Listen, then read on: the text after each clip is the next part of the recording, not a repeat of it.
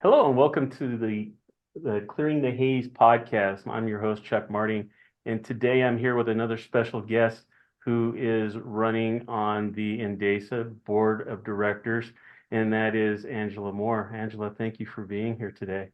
Thank you for having me, Chuck. I appreciate it. Oh, it's been my pleasure to do these, and I'm grateful for the opportunity to have you on the show. I want to start off just like I have with everybody else. I'd like to ask you, can you provide an overview of your experience, a little bit of your background in the drug and alcohol screening industry, and as well as any relevant industry affiliations or certifications? I mean, I know a little bit of your background, but I'm sure there's a lot of people that don't. I want to give you that opportunity to let them know who you are. Sure, I appreciate that. Believe it or not, I got my start in the drug testing industry with a very small TPA in Lincoln, Nebraska called Stay United.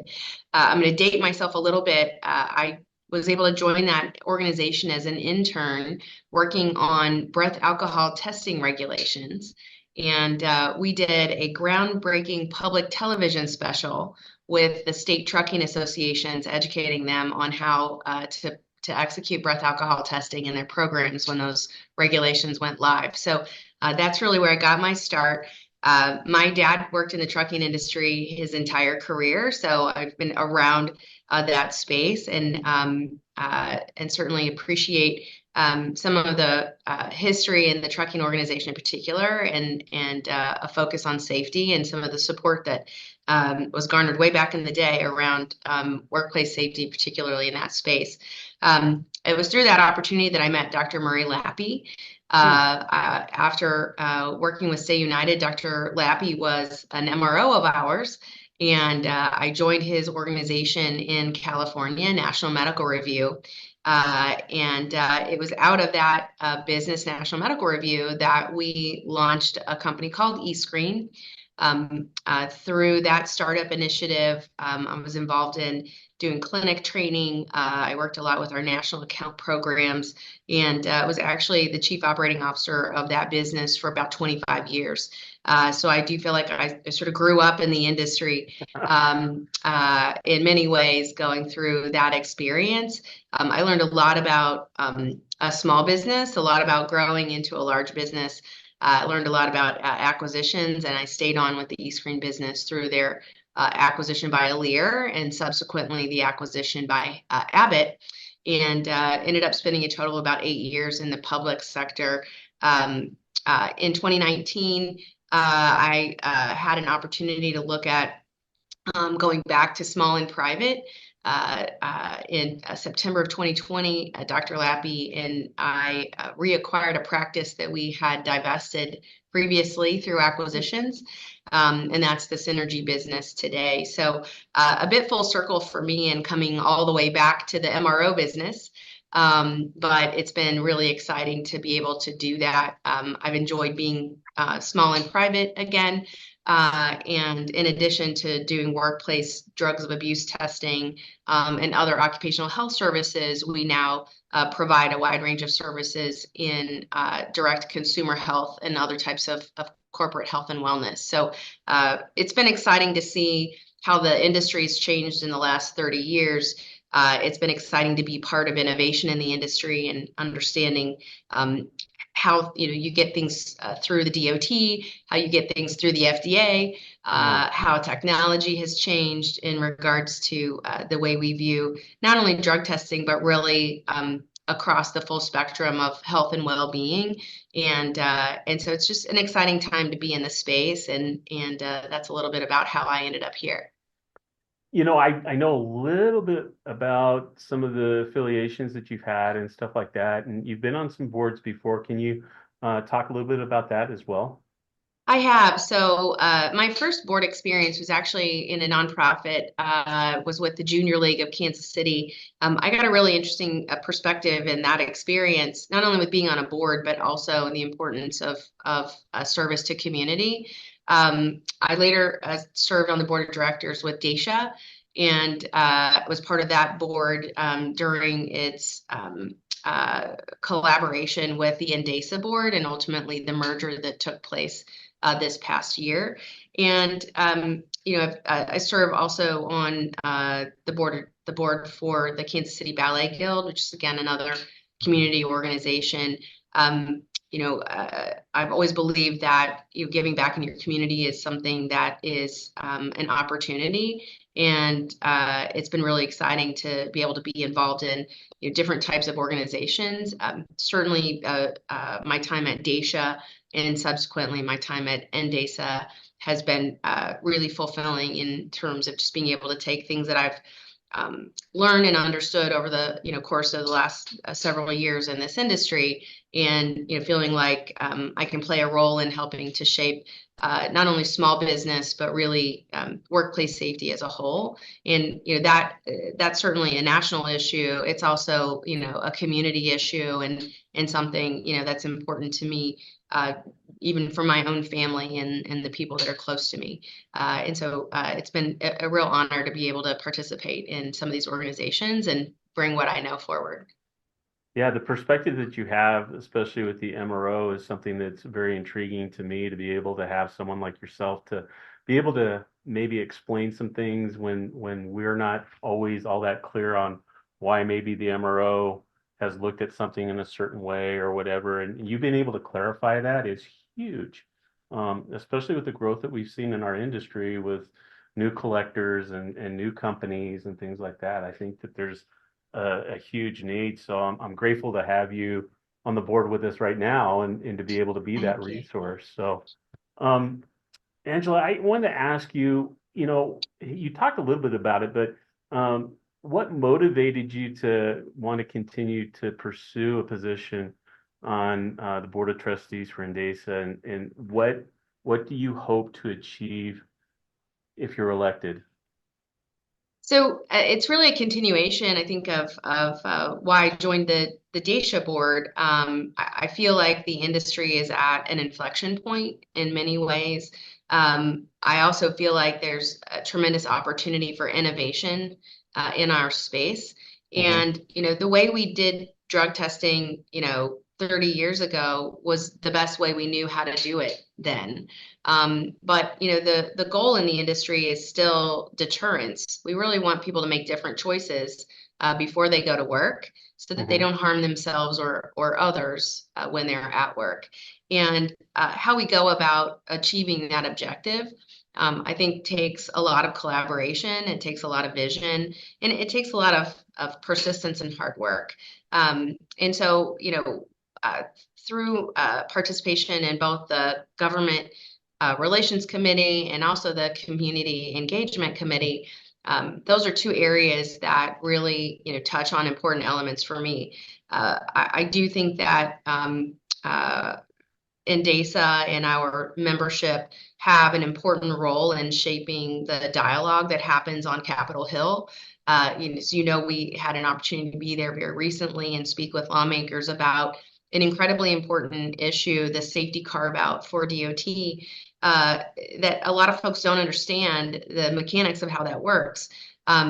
Those of us that have been around for a long time and do understand how that works, it's important for us to be in a position to share that and to represent our members in sharing that in ways that are impactful. And I also think, from an innovation perspective, I sort of grew up in the industry thinking about how we might do things differently. There's a regulatory component that's important when you're looking at alternative screening methods or alternative methods of creating that same safe workplace environment. But there's also, you have to have an open-mindedness and, a willingness to really explore, how we can do things differently, better. What resources and knowledge can we take and sort of move forward into innovations that can just allow us again to create a safer work environment for ourselves, for our communities, for our country. And so I'm really looking forward to the opportunity to continue to be part of those government advocacy activities. I think they're so important.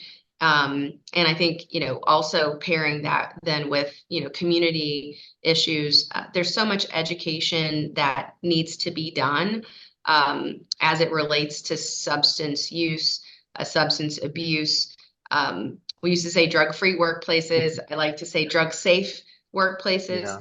Yeah. There's a lot of information, there's a lot of misinformation, and whether that's, working with parents and teachers and coaches and churches locally to help make sure that the right information is getting in their hands and in the hands of our kids. I think there's an equal opportunity to make sure that the right information is getting into the hands of our legislators, and whether that's at the local, state, or federal level, the folks that are shaping our policies.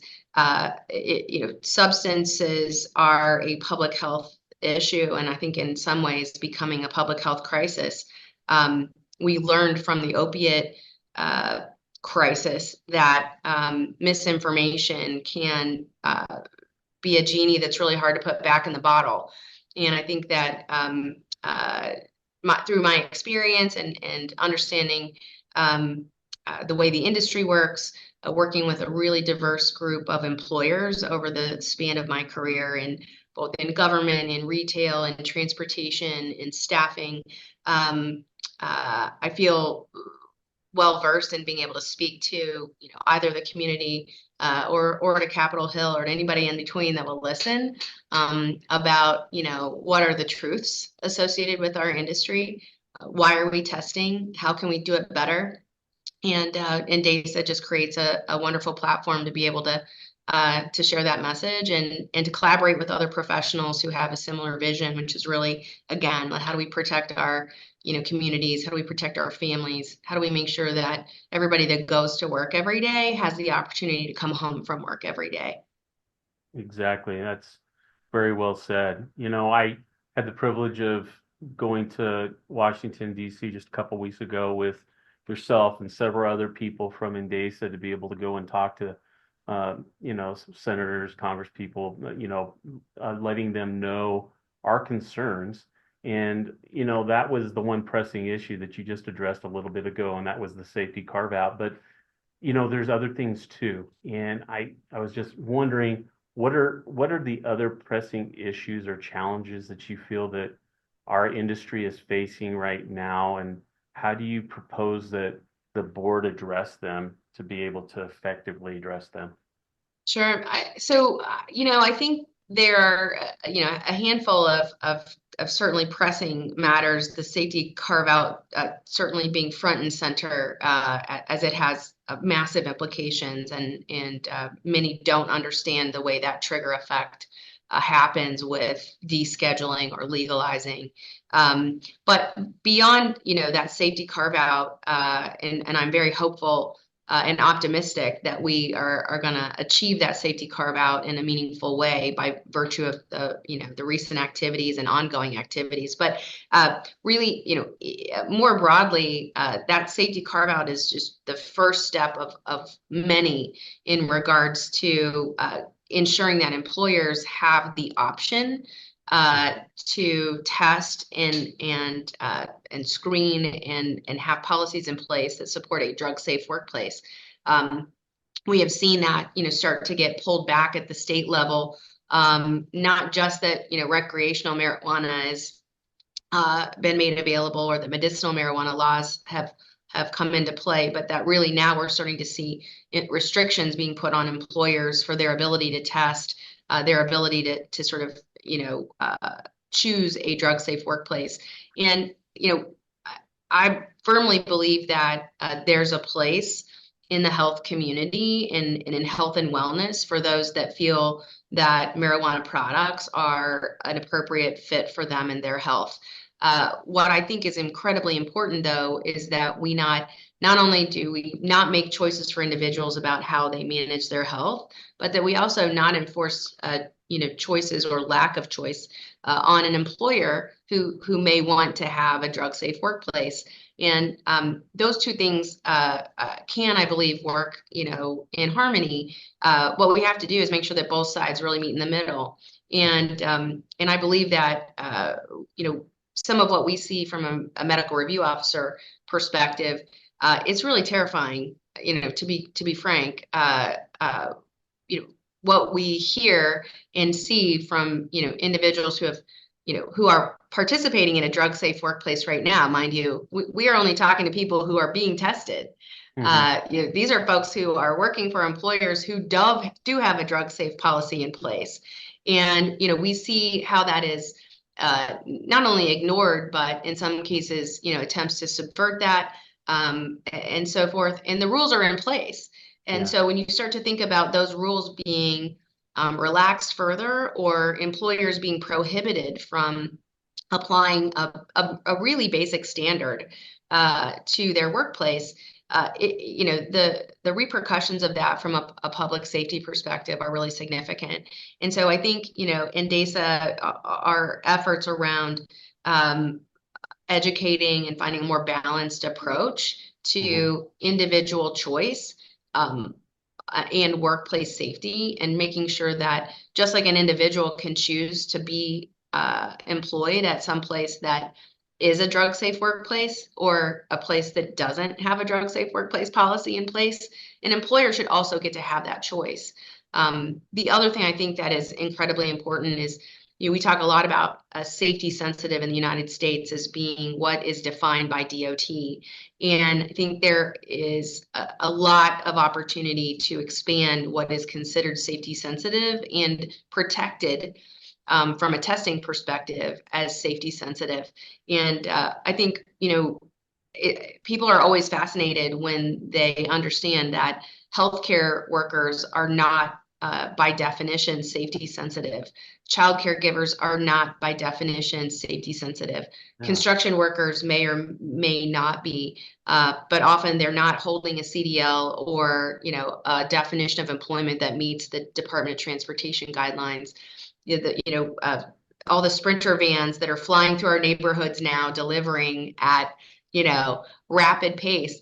The vast majority of those are not considered safety sensitive, and those are not folks that are subject to testing. And when you start to look at the state laws being rolled back or state restrictions going into place around your ability to test, we're just continuing to take away the choice of the employer in terms of their risk profile, their liability, the type of workplace that they want to have. And I think there's just a lot of work to be done there. And I look forward to being a part of NDASA and having the collective resources that our organization brings to really, again, go at it kind of locally at the state and federal levels. We have to make sure that while individuals have the choice to use certain substances in response to their health needs, that employers also have the choice around whether they accept that in their workplace or not. Exactly. Well, very well said. I think in the time that you've been on the board and now seeking to be reelected to the board, NDASA values collaboration and inclusivity. One of the questions I wanted to ask is, how do you plan to collaborate with other board members, stakeholders, and other broader membership individuals that we have to help foster a cohesive and an effective governance structure? How do you foresee that? Yeah, I mean, I think the most important thing is to listen. So, I think at every opportunity, when I have a chance to join a town hall meeting, I'm usually not a talker on those meetings. I'm a listener, and so I think that's really important. I think the perspective of the employer is such a key aspect of that. And when I think about NDASA as an organization, I see that as an opportunity for us to have more and more employer voices involved in the organization. Labs can't test samples without collectors, and MROs can't review samples without labs. And TPAs help us to put the whole process together for the employer, and the employer is at the center of it all, as is the employee. And I think it's important for us to listen to what could be perceived as opposition. In other words, I think whether that's the marijuana industry, or that's other trade organizations, the ATA, or ACOM, or other organizations that represent stakeholders that sort of come together in our business. I think it's important for us to understand where we align, where do we have common goals and kind of commonality, and let's put our, collective energy toward those things. There might be things that we don't all agree on, and that's okay too. Mhm. But I think there's more that we can agree on in kind of the landscape that we're facing, and every chance that we have, I think, to speak to each other, to collaborate, to listen, and to find that common ground. Those are all opportunities for us to move forward. And again, I think the goal at the end of the day is, we want individuals to be able to make, the best choices for themselves. We want employers to be able to make their best choices. We want public safety to be, sort of front and center in all of those things. Mhm. And I think there's a lot more that we agree on, and I think listening and identifying where we have commonality, and then really figuring out what are the actionable steps that we can take to kind of move this space forward in a way that everyone can feel good about, and feel confident that we're making good choices. Yeah, I mean, I feel like you just hit a big part of that in just being there to listen. Sometimes I think we are so busy trying to give the answers that we're not fully listening to what people are asking or what they're saying. So um, that's huge. And so I'm glad that you spoke on that a little bit. You're seeing it, and you touched on this a little bit just a little bit ago, but the rapidly evolving landscape that's happening right now in drug and alcohol screening technologies and regulations and things like that. How do you intend to stay informed and ensure that NDASA remains at the forefront of industry innovation and compliance? Yeah, so I think for me personally, I have and have always had just a real interest in what's happening in the space. I enjoy interacting with entrepreneurs that are, putting their hand up and saying, "What do you think? Do you think we could make this work? Is this a possibility? Is that a possibility?" I think we always have to have an open mind about the goal that we're trying to achieve, which is, again, we're trying to deter folks from making an unsafe decision Hmm. and then going to work and potentially injuring themselves or others. And so, with that deterrence in mind, we're really never projecting kind of what folks do in their personal time is their personal time. We're really talking about how do we make sure that that choice doesn't bleed into or take away someone else's choice. And Hmm. so I think there are a lot of really exciting technologies that are in varying stages of development. Hmm. And for those of us that have been around for a while, or have had some success in bringing innovations to the market, I feel a real purpose in talking with innovators and trying to help them help us figure out how do we, do this better? How do we do this, in a more creative way, in a more technologically savvy way, in a more fair way than what we have been in the past? And I think that just being open to uh, listening to what folks are thinking about, what technologies are being created.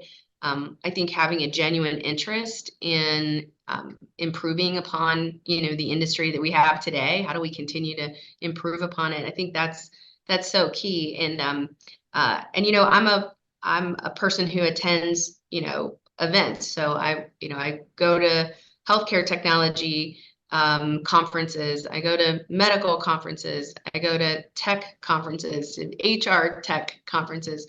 I go to conferences that involve the background screening industry, which is so closely associated with, Yeah. our industry. And so, and I think a lot of people that know this about me over a number of years, I'm an in session kind of girl.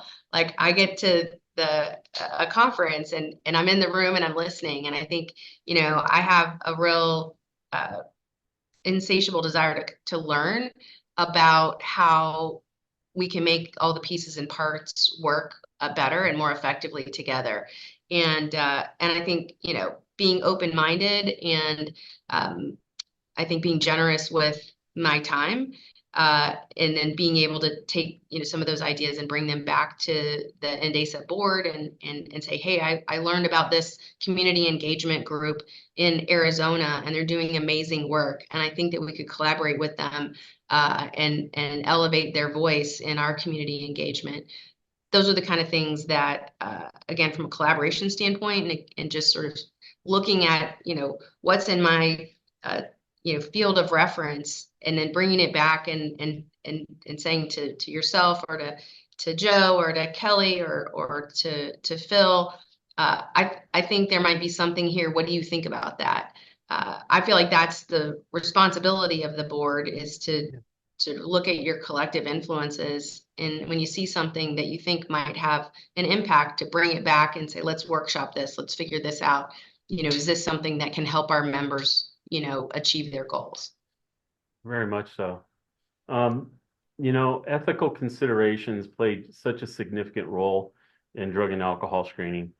And one of the things that I wanted to ask is, how do you prioritize ethical decision making, but yet ensure transparency and integrity in your role as a board member?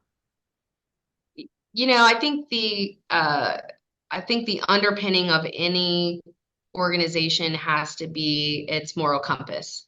And I don't think that you can have any shortcuts there. And so, the organization of NDASA is much larger than any one of us as an individual. It's a living, breathing, organism that, is bigger than any one of us. To represent a national trade organization, I think your behavior has to be beyond reproach. And I think that, that's super important. I also think that it's very difficult to have credibility in this space if you are not always operating in an above board manner. And for us as an organization, I think transparency is at the epicenter of ethics. I feel very strongly that the NDASA organization has been very transparent about its dealings, its finances, its goals and objectives, its structure, and that transparency is what builds confidence in our members. I think that transparency is what holds us all accountable, right, to doing the right thing on behalf of the membership. And I think for us to represent, whether that's on Capitol Hill or to employers or to community leaders who are looking to us as a trusted voice in what can be a very confusing landscape, that really has to start with us individually, and we have to really be completely committed to the way we operate on a daily basis. Yeah, very much so. Angela, this has been just an awesome interview. I've really enjoyed just listening to you and some of your insights. And I want to thank you for your time. I only got a couple more things that I want to do with you. I have one more question that I want to ask. Can you give or even share an example of a situation where you yourself faced a complex challenge or a disagreement within a professional or organizational setting? How did you navigate it, and how do you achieve a positive outcome in those situations? Yeah, so I would say to some extent my time on the NDASA board represented a real example of challenge. It was a time where I think we made decisions that were what was best for the industry, not necessarily with any other objective in mind. And I think folks that were part of the NDASA organization understand the longevity of that organization. It served the industry very well for many, many years. I was one of those organizations that found myself trying to cost justify going to DASA and NDASA and SAPA and, there's a point where, it becomes very difficult for membership to be an active participant in, what was sort of a divided leadership, if you will, in the industry. And a number of folks that spoke to me about the importance of finding ways to collaborate, finding ways to consolidate, finding ways to better serve the industry. I really took that very personally. And when I was on the board at DASA, I felt very strongly that we had an obligation to the industry to move forward in a way that was positive. And I'm really proud of the fact that, the merger was accomplished. It certainly took a lot of discussion and I think some selfless decision making for some folks, but it was the best thing to do for the industry. It was the right thing to do for the industry, in my view. And it was a hard road to hoe, but we got there. And I think looking at NDASA now, at the way the memberships have come together, the way the education has come together, the way the committees have come together, the way the board has come together, I'm completely confident that we made the right decision in bringing these organizations together and merging. And that would be a recent example, I think, of where from a leadership perspective, I was able to be a part of something that is worth a lot more than the sum of its parts.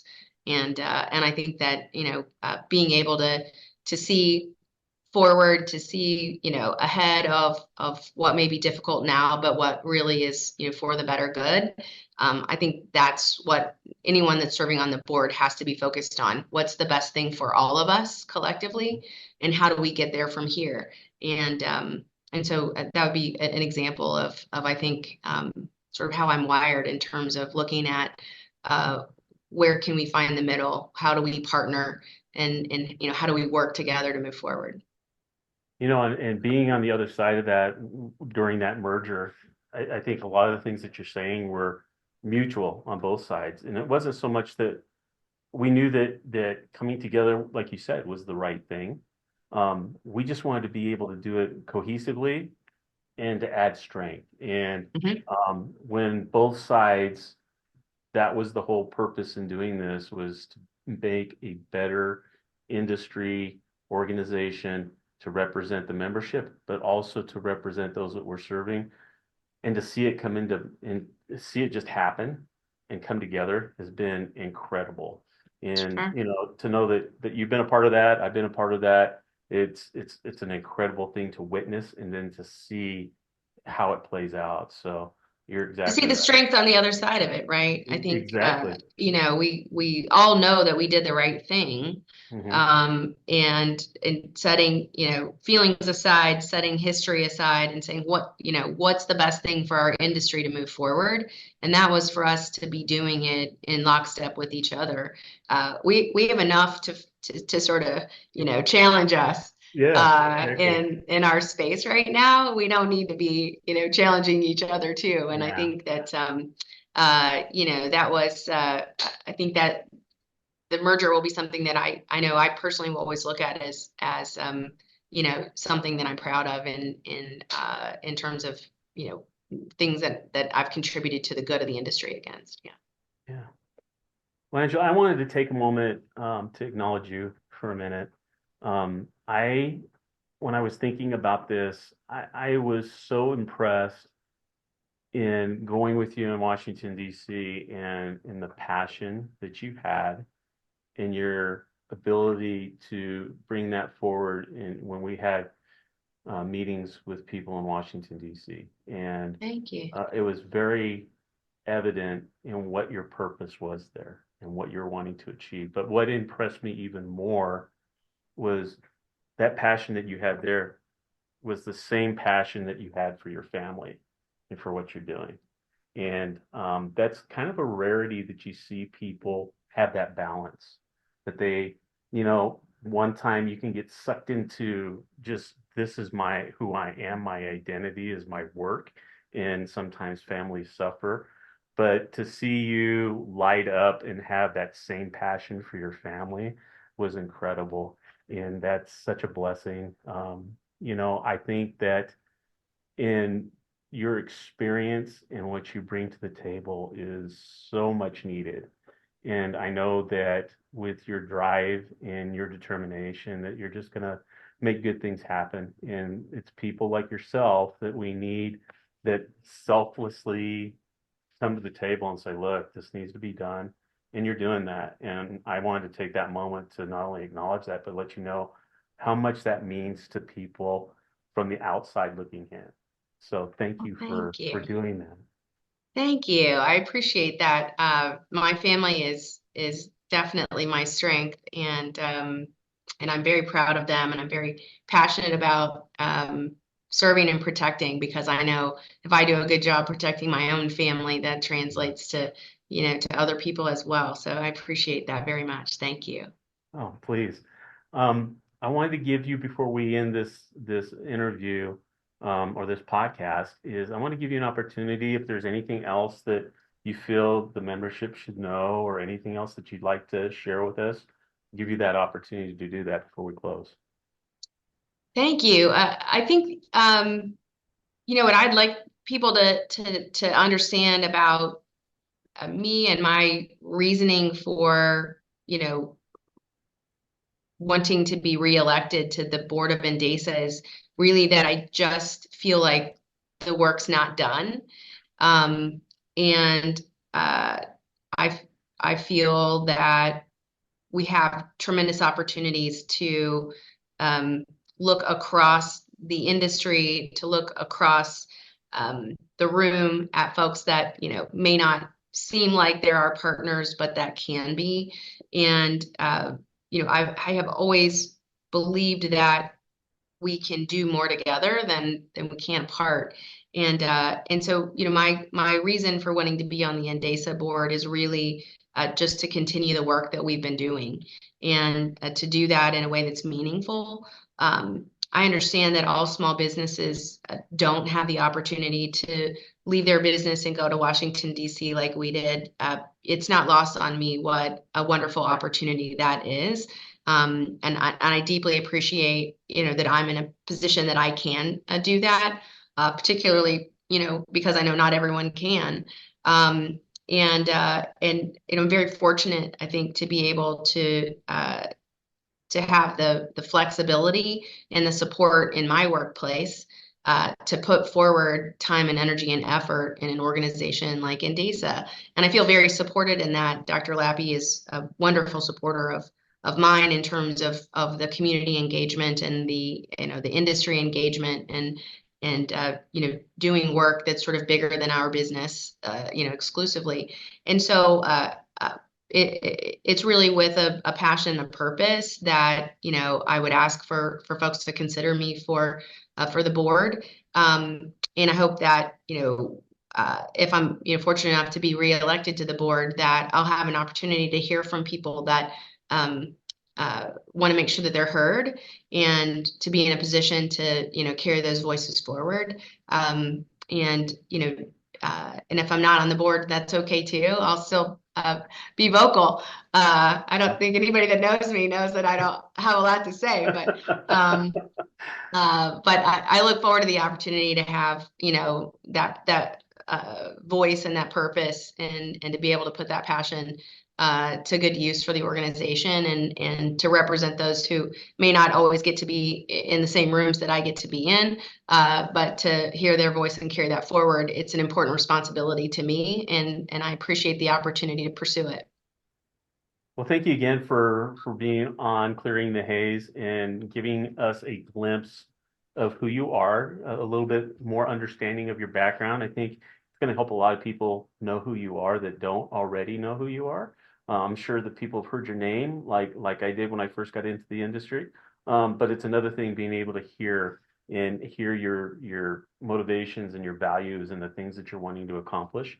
I look forward to having you again on the podcast at some point on other topics and issues that we may be facing.